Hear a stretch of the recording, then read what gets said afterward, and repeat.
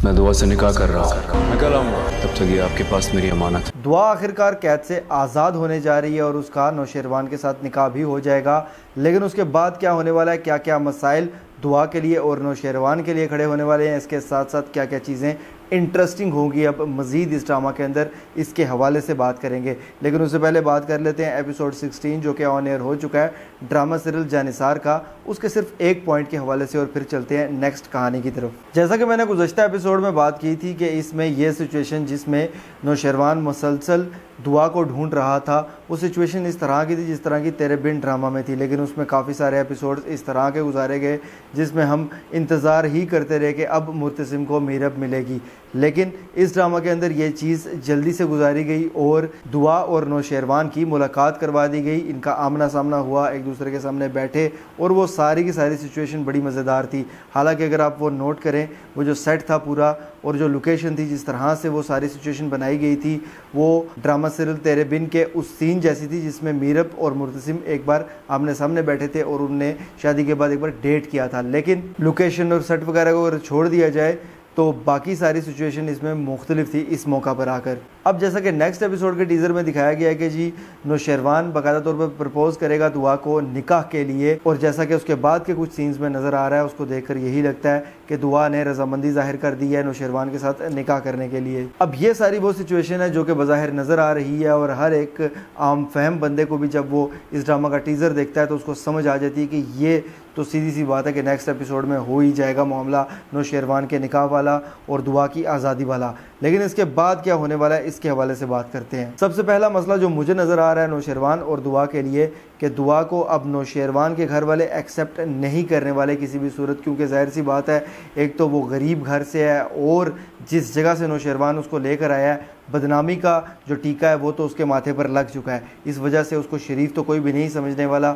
ये सारी स्टोरी तो नौशेरवान को पता है जी कि वो क्या थी पहले, किस तरह वहाँ पर पहुँची, क्या हुआ। ये जाहिर सी बात है कि इस वजह से नौशेरवान तो समझता है कि वो लड़की गलत नहीं है, लेकिन उसके घर वालों को तो इस चीज़ का पता नहीं है। जब उनको पता चलना है इस बात का तो उनने तो यही सोचना है जी कि एक प्रोस्टिट्यूट्स का अड्डा था जहाँ से दुआ को नौशेरवान लेकर आया है। तो इस सूरत में वो इस तरह के लोग दिखाए गए हैं नौशेरवान के घर वाले के वो तो किसी सूरत एक्सेप्ट नहीं करने वाले दुआ को।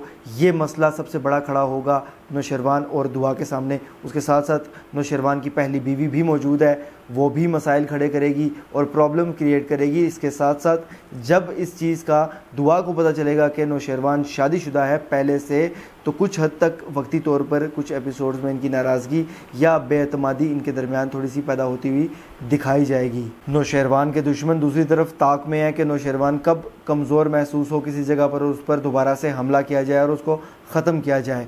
अब इस मौका पर क्योंकि दुआ भी नौशेरवान की फैमिली का हिस्सा बन चुकी है, इसलिए उसको भी टारगेट किया जाएगा आने वाले वक्त में, और कुछ हद तक नौशेरवान दुआ की वजह से मुझे लगता है कि किसी न किसी मौके पर कमज़ोर पड़ेगा अपने दुश्मनों के आगे। इसके अलावा जी मुझे लगता है कि एक और तेरे बिन वाली सिचुएशन यहाँ पर पैदा होने वाली है, क्योंकि अब इस मौका पर दुआ के साथ नौशेरवान निकाह तो कर लेगा, लेकिन निकाह के बाद उसका एतमाद हासिल करने के लिए और उसको ये जाहिर करने के लिए कि मैंने कुछ इस तरह की नीयत से तुम्हारे साथ निकाह नहीं किया, बल्कि मैं वाकई में एक सच्ची पक्की मोहब्बत करता हूँ तुमसे, इस वजह से कुछ उसी तरह का कुछ इनके दरमियान मुआहदा होगा। हो सकता है ये ज़बानी कलामी हो, क्योंकि तेरे बिन में तो बाकायदा रिटन मुआहदा हुआ था कि मीरब को मुर्तसिम हाथ नहीं लगाएगा, लेकिन यहाँ पर ये ज़बानी कलामी मुआहदा करेगा नौशेरवान उसके साथ कि जब तक तुम मुझ पर एतमाद नहीं करती हम बाकायदा तौर पर मियाँ बीवी की तरह नहीं रहने वाले। ये सिचुएशन भी कुछ हद तक इंटरेस्टिंग मुझे लगता है कि होगी। लेकिन इसके साथ साथ जो दुआ के लिए सबसे बड़ी तकलीफ़ का बायस चीज़ बनने वाली है वो ये है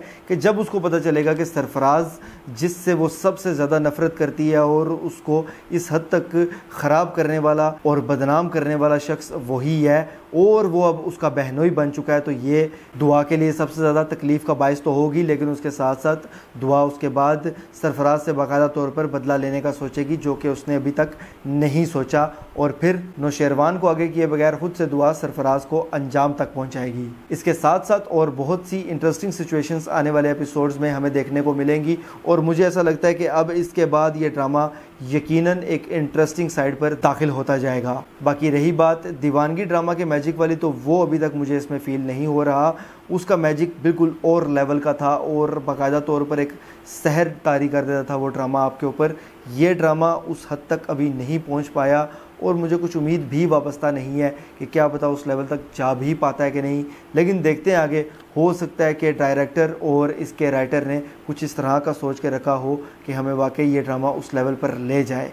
अभी बहरहाल कुछ ऐसा मुझे नज़र नहीं आ रहा। अभी अगर मैं एपिसोड 16 की बात करूं जो कि ड्रामा से लज्जा निसार का ऑन एयर हो चुका है, तो बड़ा बेहतरीन और मज़ेदार एपिसोड था।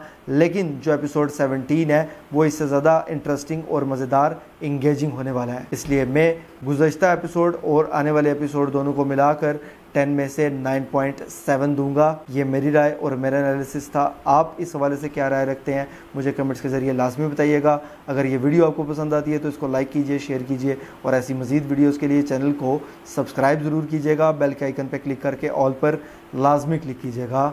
अल्लाह हाफिज़।